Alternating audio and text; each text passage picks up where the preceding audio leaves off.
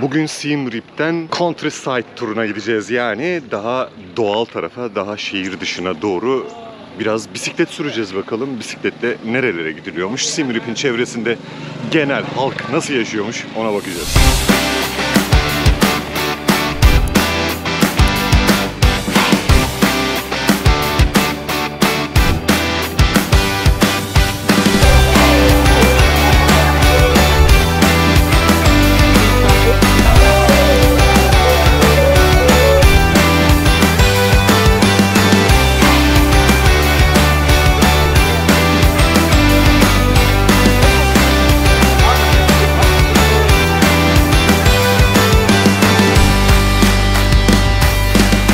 Bugün bisikletlerimizi aldık. Çok iyi bakımlı bisikletler. İsmimize ayrılmış. Çok keyifli olarak 4 kişi artı rehberimiz şehrin içinden Siem Reap'in, Kamboçya'nın bu Angkor'a ev sahipliği yapan kentinin içinden dış mahallelere, oradan da kırsal yaşama doğru devam edeceğiz. Bakalım günün içerisinde ne sürprizler bekliyor bizi. Saat 7.30 bu arada. Sabah saati 7.30. Ve günlerden cumartesi, hafta sonu, iş günü değil. Böyle bir konvoy halinde, küçük bir konvoy halinde gidiyoruz bakalım. Turistik bir şehirde bir turla, bir konvoyla ilk defa tura çıkıyorum. Hoş gözüküyor. Bakalım. En azından tek başına değilim. Yolu gösteren, tarif eden, başımıza gelebilecek en küçük olayda bize yardım edecek rehberimiz var. Tecrübeli rehberler çalıştırıyor Siem Reaper Travel'la. Gidiyorum ben bugün. Sadece bu doğa turları değil, onun yanında birçok tur yapıyor ama bu deneyim turları konusunda Kamboçya'da çok önemli işler çeviriyorlar. Evet, ilk kırsal mahallelere geldik vallahi, hemen bir sokak ötesi. Şehrin arka sokağından itibaren yollar hem tarihi yollar hem de hayat birden değişiyor.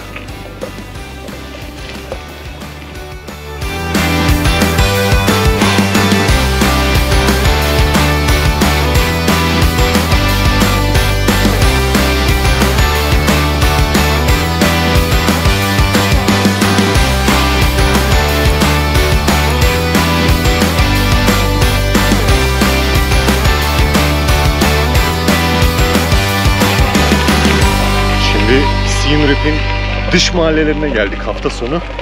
Hayvanlar otluyor. Hava çok güzel bugün. Özellikle bazı büyükbaş hayvanların bizi farklı bir şey zannedip bizden korkup kaçmaları enteresan geldi bana. Bir de halktan kişiler, çocuklar ilginç ilginç bize bakıyorlar. Sanıyorum bir de okullarda ya da buradaki toplulukların buluştuğu noktalarda bir takım etkinlikler var ama tabii çözemedim. Biraz sonra rehbere sorarım onu.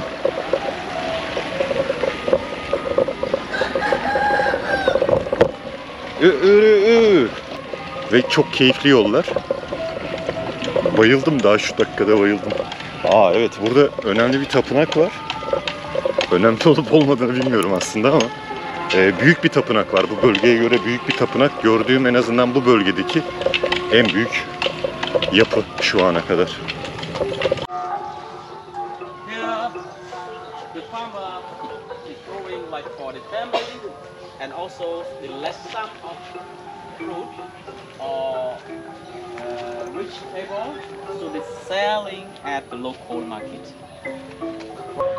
Şimdi şehrin içerisinden, şehir dediğim zaten Siem Reap, küçük bir yer. Onun dışından gerçekten kırsal yaşamın olduğu yere geldik ama gerçekten burası hani böyle turistler için yapılmış bir yer değil. Şu anda burada reyhan yetiştiriyor, reyhan topluyor. Dışarıdaki bölgede muzlar var ve tabii ki hayvancılık yapıyorlar. Hayvanlar burada, büyükbaş hayvanlar özellikle beyaz renkte ilgimi çekti ve gerçekten doğal ortamında oldukları için de böyle bisikletten, motosikletten böyle bir çekiniyorlar, bir bakıyorlar, acaba ne bu, bana benzemiyor falan diye. Enteresan, güzel bir yer.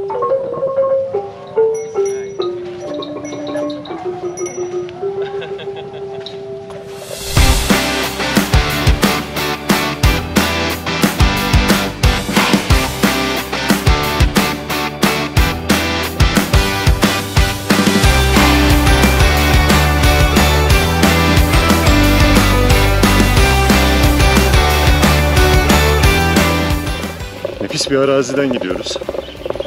Özellikle ağaçların içinden geçtiğimiz kesim gerçekten çok güzeldi, çok keyifliydi. Şimdi de sulama kanallarının olduğu yerden, tarlaların olduğu yerden gidiyoruz. Şehirden çok uzaklaşmadan bu kadar güzel bir kırsal bölge bu şehrin nefesini açmaya devam ediyor bence. Çünkü gerçekten hiç uzaklaşmadan hemen doğanın ortasına düşüyorsunuz.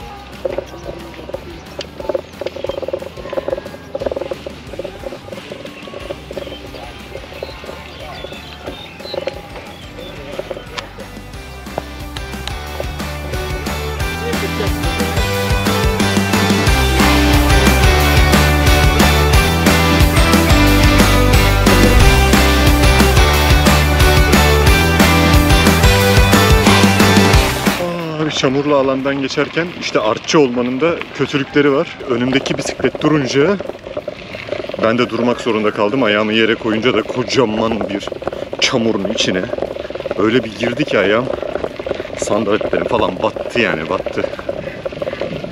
Şimdi kuruyacak, iğrenç bir hal alacak. Bir an önce şöyle bir suya tutabilseydim iyi olacaktı ama iyi ki ayakkabı giymemişim diyorum vallahi buraya gelirken.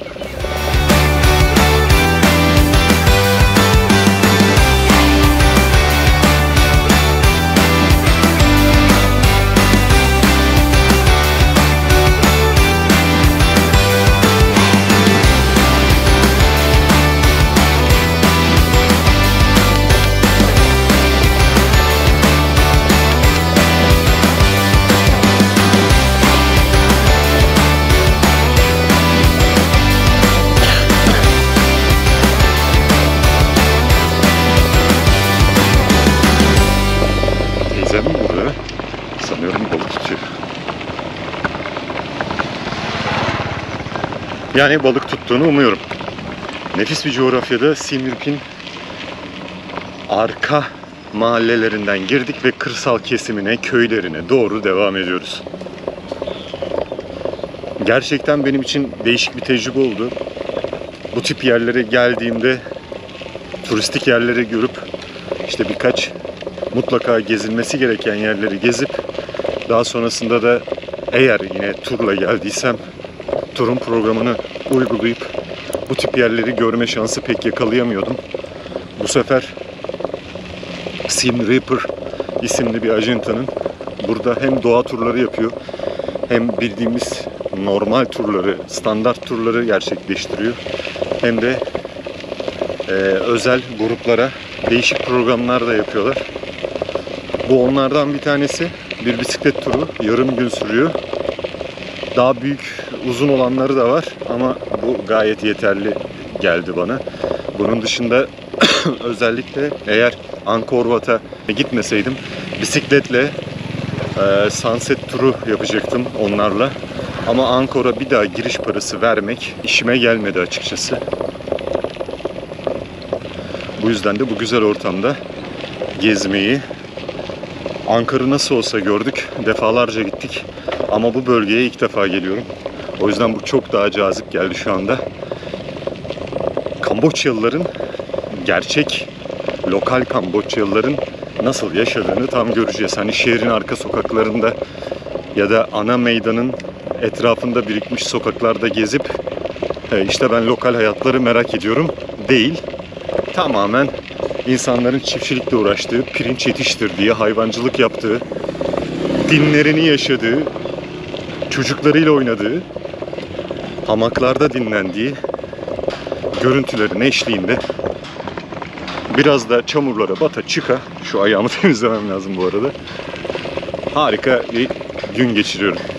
Şimdi grupla gitmenin de şöyle bir kötülüğü var. Her yerde durup fotoğraf veya video çekemiyorum. Nefis manzaralardan geçiyorum.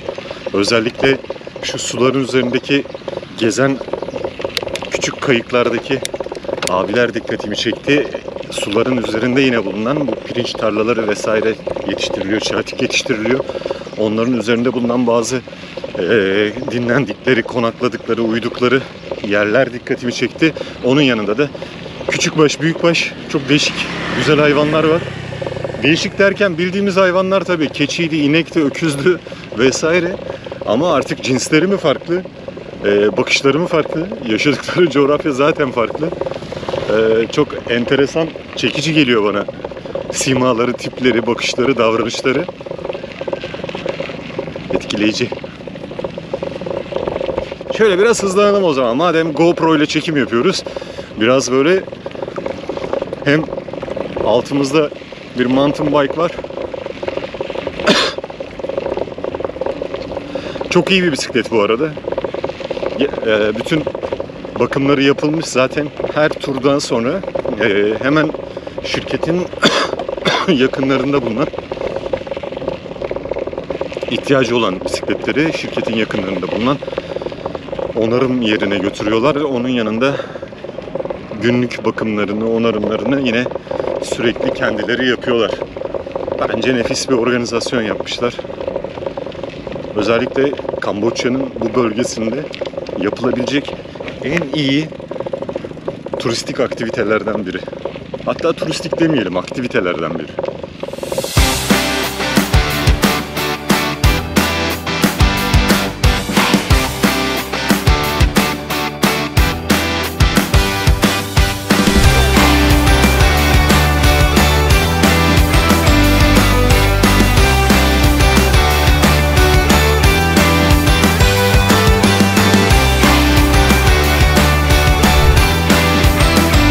Bu bölge Tonle Sap Gölü ile, Kamboçya'nın Tonle Sap Gölü ile yine Vietnam, Kamboçya arasında bulunan, Laos'un da bir kısmını alıyor mu tam bilmiyorum. Haritadan bakmak lazım. Mekong Deltası'nın arasında bir ilişki var. Yağışlı ve kuru mevsimlerde bunlar birbirlerine böyle yer değiştiriyorlar. Sanki gel git gibi bir organizasyon içine giriyorlar. Tonle Sap'la Mekong Deltası'ndan gelen su akıntıları. O yüzden de enteresan bir yer. Şu anda su olarak gördüğümüz birçok yer yürünecek mesafeye, yürünecek hale geliyormuş. Ve üzerinde araçlarla gidilebiliyormuş. Onun dışında belirli dönemlerde de tam tersi gerçekleşiyor. Şu anda derinlik yaklaşık olarak 3 metreymiş. O yüzden de balık canlılığı da var. Tabii suyun dışarıdan bakıldığında muhtevası çok iç açıcı gözükmüyor.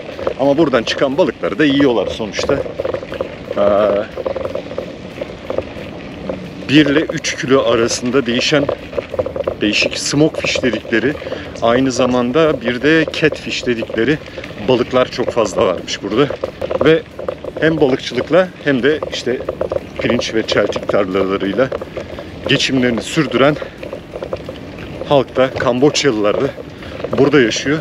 Ama görüntü gerçekten çok güzel. Özellikle dinlenme mekanlarına bayıldım. Dış görünüş olarak nefis gözüküyor. Tabii ki burada yaşamanın çok büyük zorlukları vardır. Özellikle bizim bakışımızla hijyenik olmayan birçok şart var. Ama dışarıdan göründüğünde çok da keyifli noktalar var. Hamakları kurdukları yerlere bayıldım. Nefis dinleniyorlar. Umursamıyorlar çok hayata dair pek bir şeyi.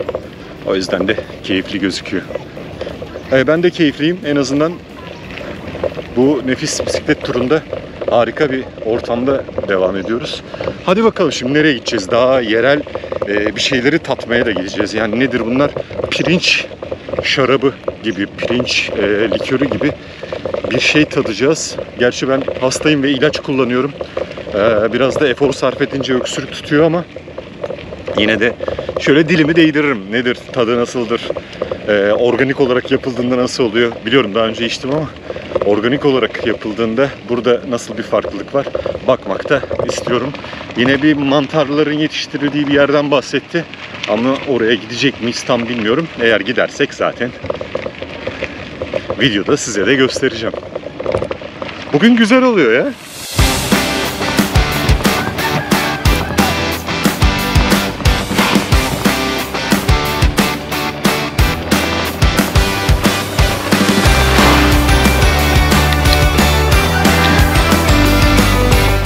Bisikletlere sularımızı da koymuşlar. Daha sonra suları belirli noktalarda yeniden doldurabiliyoruz. Küçük detayları düşünmüşler. Hoş bence.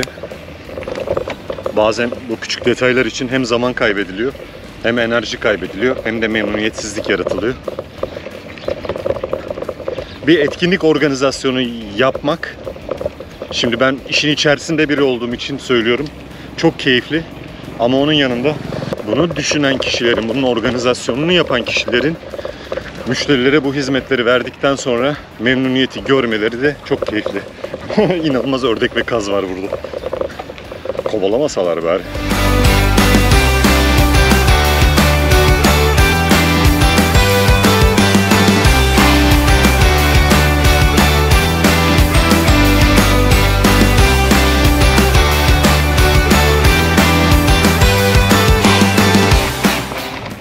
Seninle başım dertte.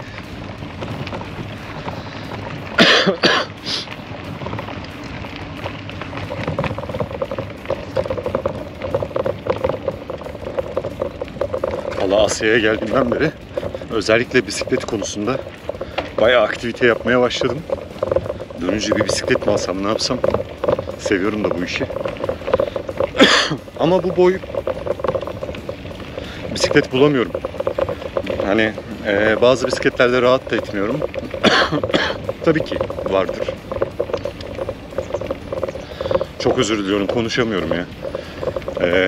Hem hastalığım devam ediyor, şu öksürük devam ediyor. Özellikle efor sarf edince daha da zorluyor.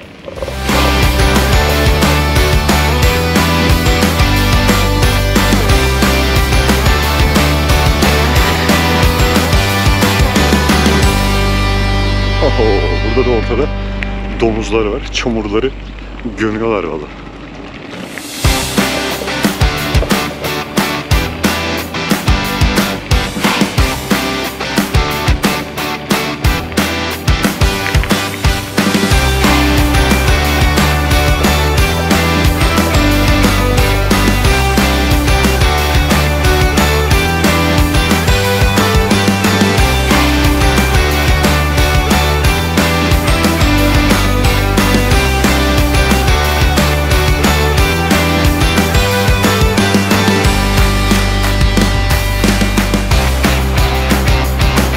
Grup rehberimiz tabii ki Kamboçyalı. Onun dışında 2 İsveçli, 1 Kanadalı, bir de Türk var. Bir de Temel. 4 kişiyiz. Keyifli bir grup. Çok eğlenceli, güzel insanlar. En azından mis gibi tıkır tıkır minnoş minnoş gidiyoruz.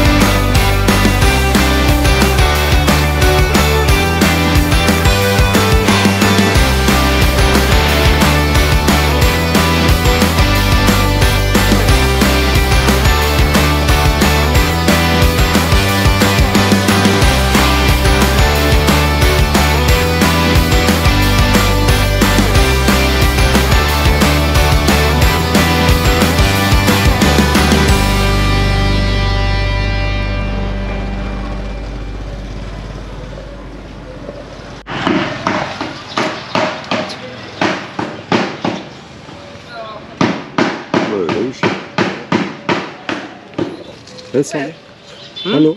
Say hello. High five. High five. High five. High five. Yeah. Yeah. Bunun nasıl böyle mayoş bir tadı var. Star fruit. Yıldız meyvesi. You see star fruit? Acıya banıp yiyorlar. Ada. Hiç en azından acıya banma tarafı çok cazip gelmiyor bana ama böylesi daha iyi gibi. Aruna, it's not a shower. Lezzetli, mayhoş bir tadı var. Sweet and shower. Sweet.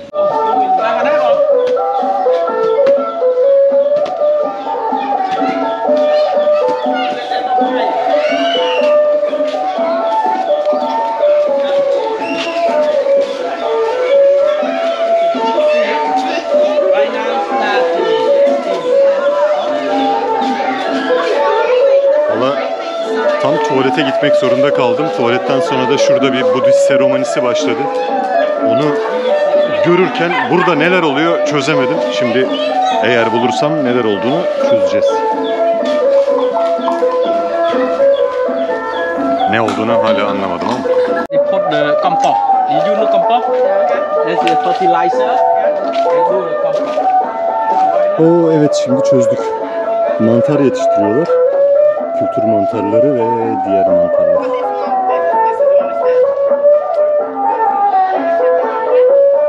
Bir daha mantar yemesek mi acaba?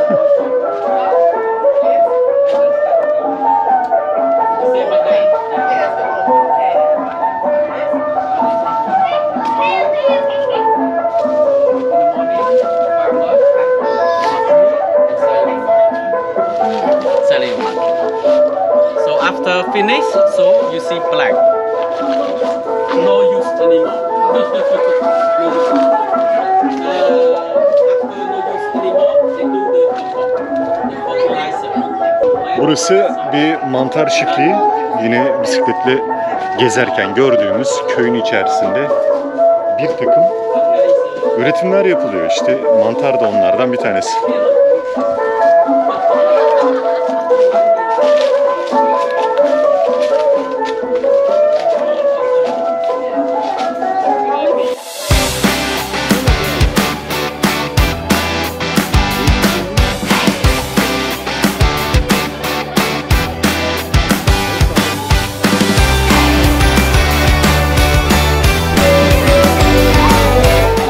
Çiftliğinin hem çalışanları hem de onların çocuklarıyla birlikte, çocuklar burada oynuyorlar. Çocuk her yerde çocuk. Onlarla da bir fotoğraf çektirmiş olduk en azından. Şimdi şu Budist seremonisini bir uzaktan çekeyim. Belki yakından laf ediyorlardır. Ve civcivlerin en çirkin halleri.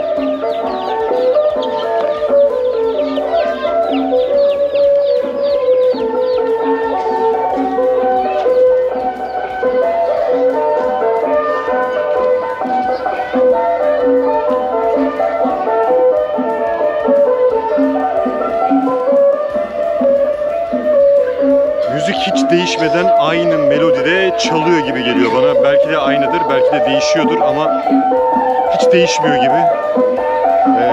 Belli bir süreye kadar güzel, belli bir süreden sonra alışık olmadığımdan belki sıkıcı olabiliyor. Çin çin çin çin çin. Maybe you can say hello.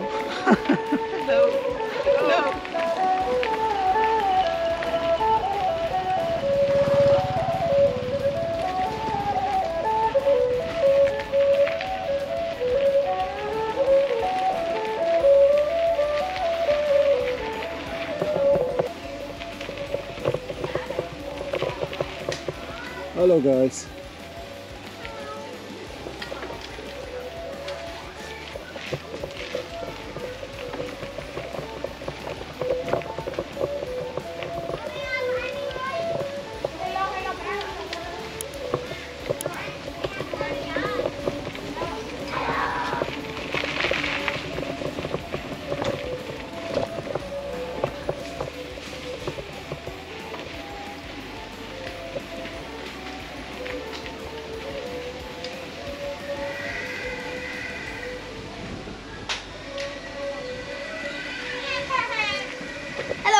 Hello.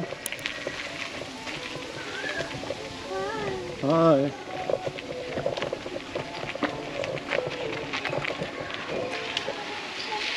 Çocukların da en büyük eğlencesi bölgeden geçen, böyle bisikletle geçen turistler. Büyük eğlence onlar için.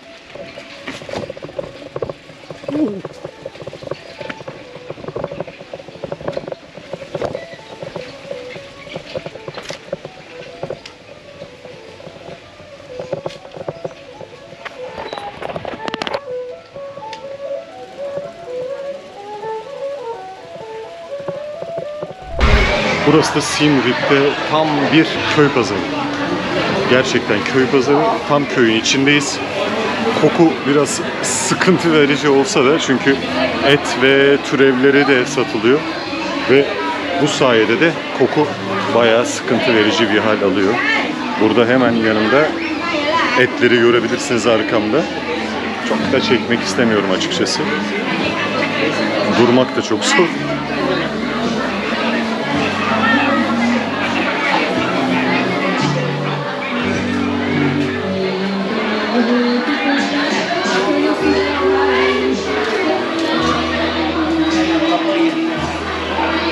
Tam bir köy pazarı görüyorsunuz şu anda.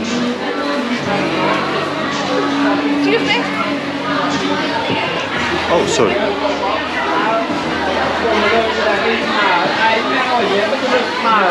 Çok şey dönüyor burada vallahi.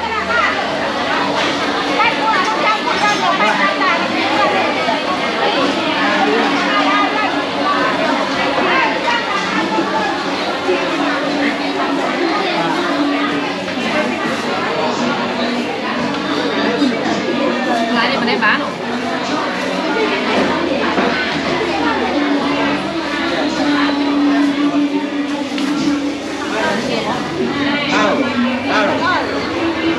They have a little small, but the taro, they have big, little, smaller.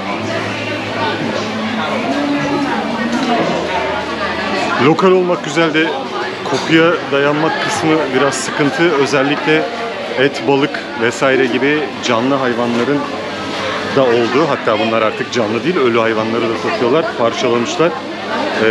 O reyonların en azından önünden geçerken sıkıntı verici, en azından benim dayanamadığım, çok alışık olmadığım bir koku var. O da rahatsız ediyor beni. Hastayken biraz daha rahatsız ediyor. Bir tanesi kaçıyor.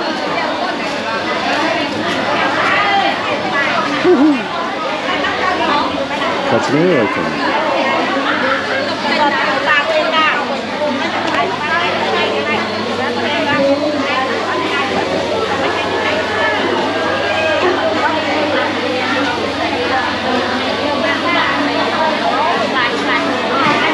Taze sebze meyve bölümünün ve diğer hayvanların, etlerin vesairenin, yiyecek içeceğin satıldığı bölümden çıkıp biraz da meyvelerin olduğu, giyim kuşamın, hatta takı vesaire, altın, gümüş gibi standların olduğu başka bir bölüme geldik. Köyün aslında pazar yeri burası. Genelde Kamboçya kırsalında çok da kolay olmayan bir hayat var. Tabii kimin için kolay değil? Bu bizler için, yani şehirde yaşayanlar için kolay değil. Onlara bakıyorum, çok da mutlular, çok da keyifliler. Bizler için biraz zor hayatlar, alışılmadık hayatlar, alışmadığımız tarzda hayatlar. Zor gözüküyor ama çok keyifliler. Bu da şaşırtıcı geldi bana. Hem şaşırtıcı geldi hem de gerçek anlamda imrenebiliyorsunuz insanların mutluluğuna.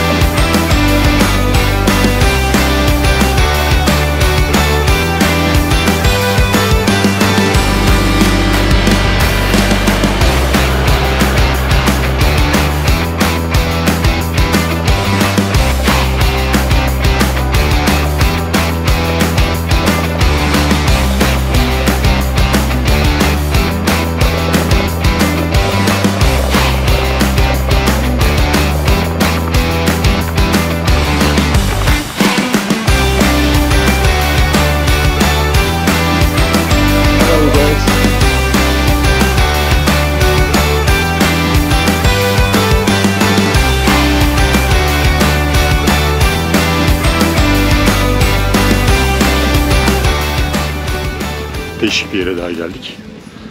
Bakın şimdi ne yapacağız.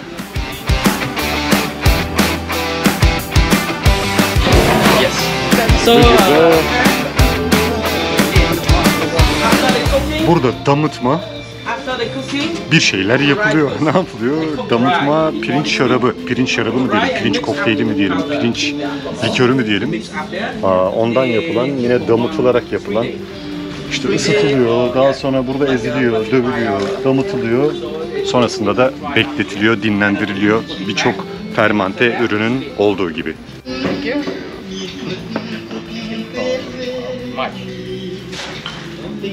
Okay.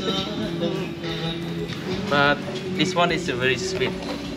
What's inside? Do I want to know? Banana, this banana and Aroma katmak için de bunun içerisinde muz ve bir takım meyveler kullanmış. Kamboçyan. Cheers. Cambodian, chormoy. Çorma. Cheers. More good.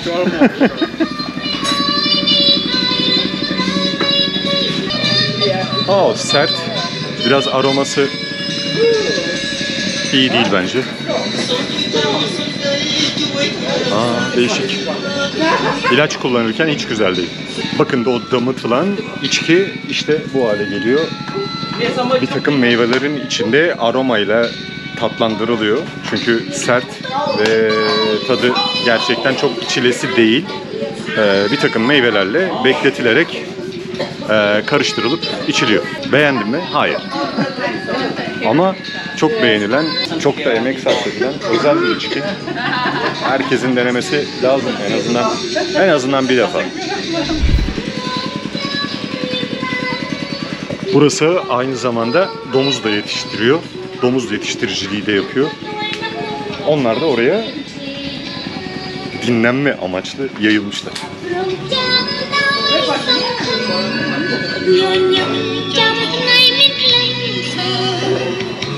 Bizim Tayland'da özellikle Phi Phi Adası, James Bond Adası'na gidenler bilirler Phuket'te. Teknelerde kullanılan, sığ bölgelerde kullanılan ve uzun kuyrukta denilen motorlar yine burada da kullanılıyor.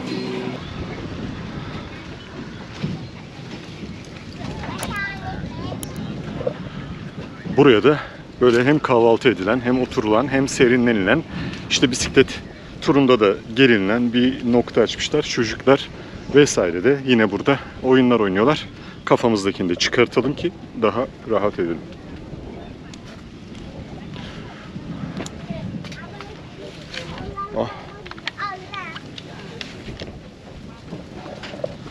Her yer çocuk dolu vallahi.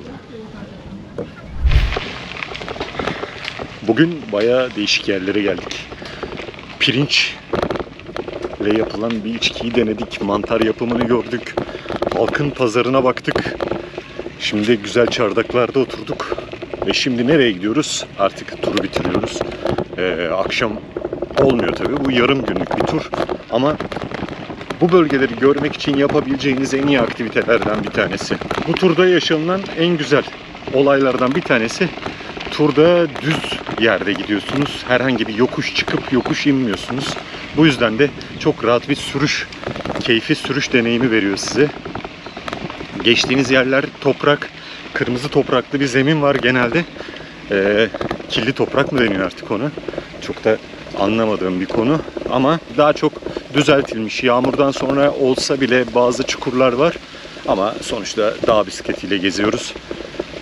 Gayet de ideal bu ortam için, bu atmosfer için, bu yol şartları için bu bisikletler. Tabii ki çok bisiklete alışkın olmayanlar için biraz oturduğunuz yer ağrıyor. Sonrasında bir gün daha çekebilirsiniz bunu. Ben bisiklete biraz alışkınım. Ama öndeki arkadaşlarım sanıyorum biraz sıkıntı çekecekler. En azından bir tanesinin öyle olduğunu düşünüyorum. İnip binerken biraz zorlanıyor otururken. Haklı da.